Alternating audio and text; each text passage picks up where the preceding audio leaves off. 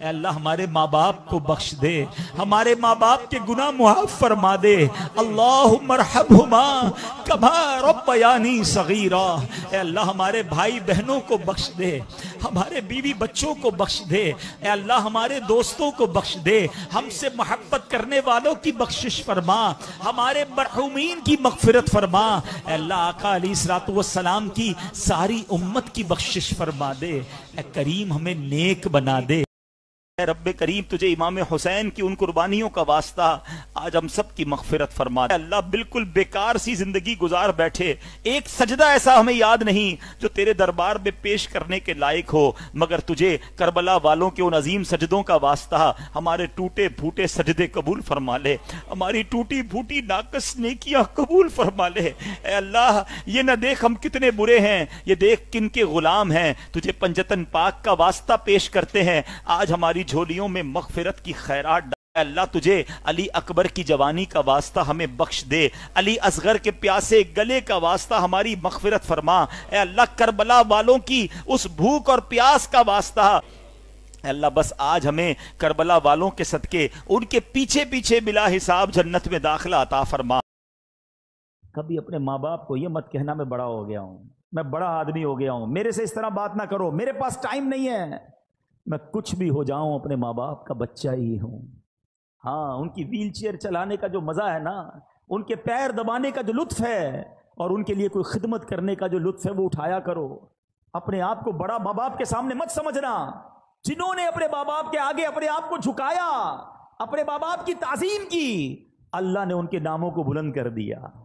ہاں ادھر اونچا سر کرو گے تو دنیا میں ذلیل ہو جاؤ گے، ادھر سر جھکا دو گے، تعظیم کرو گے، دعا لگ گئی تو بیڑا پار ہو جائے گا۔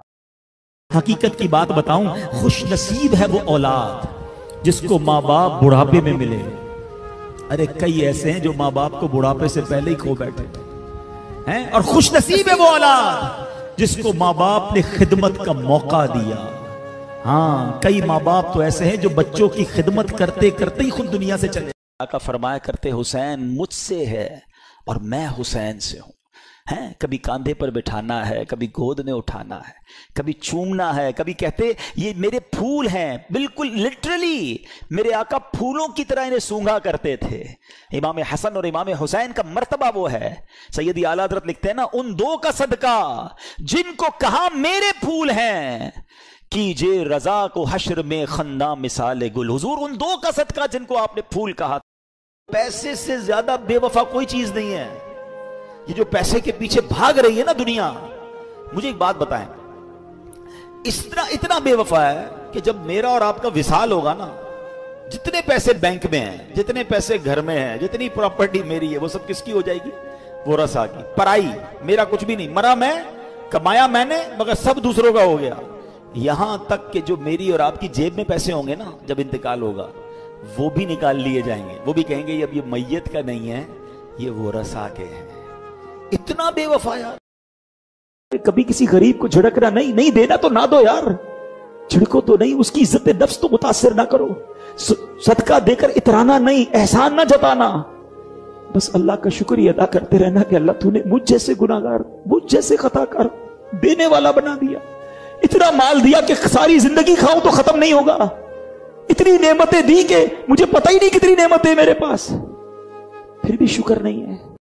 کبھی کبھی سوچا کرو یار، جب ہمارے دروازے پر ہمارا ملازم، ہمارا کوئی پرانا رشتہ دار یا کوئی غریب آ کر کہتا ہے کہ میرے گھر میں کھانے کو نہیں ہے، یا میری بہن کی شادی ہے، جہیز کے لیے پیسے نہیں ہیں، ماں بیمار ہے، ہاسپٹل کے لیے رقم نہیں ہے، کبھی سوچا آپ نے اس کی جگہ میں بھی تو ہو سکتا تھا؟ کبھی یہ کیفیت مجھ پر آتی تو کہ بچے گھر میں جاتا اور کہتا کہ ابو کھانے کو کچھ نہیں ہے، اور میں کسی کا دروازہ کھٹکھٹاتا اور کہتا کہ میرے بچے بھوکے ہیں، مجھے راشن دے دو۔ یہ کیا میرے ساتھ اور آپ کے ساتھ ہم کوئی ایکسٹرا لوگ ہیں جو ہمیں اللہ نے یہ موقع دیا؟ ہم نے کیا ایسا کام کر لیا؟ کیا ہماری ایسی صلاحیت ہے کہ اللہ پاک نے ہمیں دینے والا بنا دیا اور پھر دینے میں دل نہیں چلتا؟ اگر وہ دن کبھی مجھ پر اور آپ پر آتا تو ہم کیا کرتے؟ یہ چھوٹے چھوٹے بچے، ٹھیک ہے اس میں کچھ غلط لوگ بھی ہوتے، لیکن غریب بھی تو ہوتے ہیں نا جو دروازہ ہمارا بجا کر ہمارا شیشہ صاف کرتے۔ کتنے چھوٹے چھوٹے بچے ہیں، ہمارا بچہ گھر میں اسکول جا رہا ہے، اچھے کپڑے پہن رہا ہے، جو چاہے چاکلیٹ کھاتا ہے، آئس کریم کھاتا ہے، وہی بچہ اگر کسی کے گاڑی کا شیشہ صاف کر رہا ہوتا تو شکر کا مقام نہیں ہے؟ آج ہمارا حال یہی ہے، ہم تحفہ بھی دیتے ہیں تو اپنے جاننے والے کو، گھر پہ بھی جاتے تو اپنے جاننے والے کے، کوشش یہ ہوتی ہے کوئی امیر اپنے گھر بلا لے تو بڑا مزہ آئے گا، تو غریب بلائے تو ٹائم ہی نہیں ہے، میں تو بڑا مصروف آدمی ہوں، پتہ نہیں ہے، ہمارا کوئی ملازم ہمیں بلا لے، کوئی غریب رشتہ دار بلا لے، اس کے لیے ٹائم نہیں، امیروں کے لیے ٹائم ہے۔ آپ کی زوجہ محترمہ نے امام حسین کو پیغام دیا کہ ہم نے آپ کے لیے بہترین کھانا اور خوشبو تیار کی ہے، تو آپ ایسا کریں کہ اپنے جیسے لائق، آپ کے سٹیٹس کے برابر آپ کے لائق جو لوگ ہونا ان کو لے کر گھر آ جائیں، ہم کھانا بھی کھلائیں گے، ان کو خوشبو بھی پیش کریں گے۔ امام حسین نے کیا کیا، مسجد میں گئے، جتنے غریب لوگ تھے سب کو کہا چلو میرے گھر پہ دعوت آؤ۔ اچھا اتنے لوگ لے آئے کہ پڑوس کی خاتون نے آپ کی زوجہ محترمہ سے فرمایا کہ کہا کہ آپ کے گھر میں تو غریبوں کا تاتا بن گیا، اتنے لوگ آ گئے۔ اب جب امام حسین گھر گئے نا تو اپنی زوجہ سے پتہ کیا کہتے ہیں، میں تم کو اللہ کی قسم دیتا ہوں، میں تمہیں اپنے حق کی قسم دیتا ہوں، تم کھانا اور خوشبو بچا کر نہیں رکھو گی، غریبوں کو دیکھ کر اچھا والا کھانا اچھی خوشبو سائیڈ پہ نہیں کرنی ہے، میں تمہیں اپنے حق کی قسم دیتا ہوں۔ اللہ اکبر، آپ کی زوجہ محترمہ نے ایسا ہی کیا، سارا کھانا اور خوشبو حاضر کر دی، امام حسین نے غریبوں کو کھانا بھی کھلایا اور خوشبو بھی پیش کی۔ امام حسین کے ایصال ثواب کا ایک بہترین طریقہ بتاتا ہوں۔ یقیناً نیاز کرنا، ان کے لیے ایصال ثواب کرنا بہت اچھی بات ہے، لیکن اس بار ایک اور ایصال ثواب بھی کیجیے۔ امام حسین اور کربلا والوں کے لیے نیت کیجیے کہ انشاءاللہ آج کے بعد میری کوئی نماز قضا نہیں ہوگی، اور اس کا ثواب انشاءاللہ ہم کربلا کے پورے شہداء کے قافلے کو ایصال کریں گے۔ جو قضا ہو گئی اس کی توبہ بھی کریں، اس کا حساب کر کے اس کی قضا بھی کرنی ہے، لیکن اب قضا نہ ہو۔ روزانہ قرآن پڑھنے کی نیت کریں۔ حضرت عمر وہ ہیں کہ جن کے سبب اسلام کو عزت ملی ہے، میں اور آپ ایمان لائے ہمیں عزت اسلام کی وجہ سے ملی ہے، مگر حضرت عمر وہ ہیں کہ جب سے آپ ایمان لائے، آپ کے ایمان لانے کے بعد اسلام کی عزت میں اضافہ ہوا ہے۔ حضرت عمر کی شہادت بتا رہی ہے کہ زخموں سے چور ہیں مگر نماز پڑھ رہے ہیں، اور 10 محرم کی شہادت بھی بتا رہی ہے کہ امام حسین بھی زخموں سے چور ہیں مگر کربلا کے میدان میں سجدہ کر رہے ہیں، کہ دیکھو نماز کسی صورت میں معاف نہیں ہے، مگر یہ صحابہ سے محبت کرنے والا، اہل بیت کی محبت کرنے والا، امام حسین کی نیاز پکانے اور کھانے والے کی نماز کیسے قضا ہو رہی ہے؟ اچھا حسد کرنے والا نا، یاد رکھیے سامنے والے کا کچھ نہیں بگاڑ سکتا، ساری دنیا جیلسی کرے کسی سے، اللہ نے اگر اس کے نصیب میں ترقی رکھی ہے نا، اس کو کوئی نہیں روک سکتا۔ وَتُعِزُّ مَن تَشَاءُ وَتُذِلُّ مَن تَشَاءُ بِيَدِكَ الْخَيْرُ۔ ساری دنیا اس کو نیچا کرنے کی کوشش کرے، اللہ نے عروج لکھا ہے، اس کو عروج مل کر رہے گا، تم جلتے رہو گے وہ بڑھتا رہے گا۔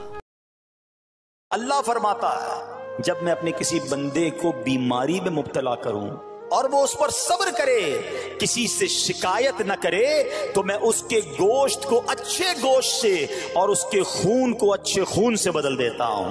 پھر اگر اسے شفا دیتا ہوں تو ایسی شفا دیتا ہوں کہ اس کے نامہ اعمال میں کوئی گناہ نہیں رہتا، اور اگر میں اسے دنیا سے اٹھا لوں تو اسے اپنی رحمت کاملہ کے سائے میں لے جاتا ہوں۔ خوش نصیب ہے وہ بھائی جو بہنوں کا مان ہے، خوش نصیب ہے وہ جو والد جو اپنی بچیوں کے ساتھ اچھا برتاؤ کرتا ہے، بہنوں کی دعائیں بھائی کو بہت اوپر لے جاتی ہیں، خوش نصیب ہے وہ بھائی۔ اچھا ہمارے ایک اور نظام پتہ ہے کیا ہے، کہ جب تک ماں باپ کے ساتھ رہ رہے ہیں تو چلے بھائی بہنوں میں پیار ہے، اب بھائی بہنوں میں شادی ہو گئی، سب کی شادیاں ہو گئیں اور ماں باپ چلے گئے، تو اب نارملی لوگ اپنی بہنوں کو اگنور کرتے ہیں، اب یار میں تو اپنی بیوی کو دیکھوں گا، اپنے بچوں کو دیکھوں گا، اپنی کمائی کو دیکھوں گا، نہیں، اب بھائی کا کام ہے کہ وہ والد کا کردار ادا کرے، بہنوں کو یہ احساس دلائے کہ تمہارے ماں باپ۔ میری اور آپ کی راتیں کیسے گزر رہی ہیں، فلموں میں، گانوں میں، میوزک میں، اور کہتے پنجتن کا غلام ہوں۔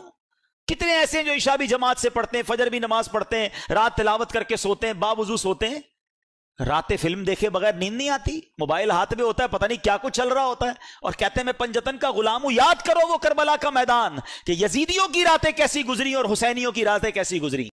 شیطان بعض لوگوں کے ذہنوں میں یہ وسوسہ ڈالتا ہے کہ میں تو دین کے قریب ہو رہا ہوں، اللہ کے قریب ہو رہا ہوں، اور مجھ پر آزمائشیں کیوں آ رہی ہیں؟ سنو سبحان اللہ، آقا نے کم و بیش 1450 سال پہلے یہ مسئلہ سالو کر دیا۔ حضرت سیدنا سعد بن ابو وقاص رضی اللہ تعالیٰ عنہ فرماتے ہیں کہ میں نے عرض کی یا رسول اللہ صلی اللہ تعالیٰ علیہ وسلم، سب سے زیادہ مصیبتیں کن لوگوں پر؟ پیارے آقا نے فرمایا انبیاء پر۔ اللہ اکبر، اللہ کے سب سے قریب تو انبیاء ہے نا، انبیاء پر، پھر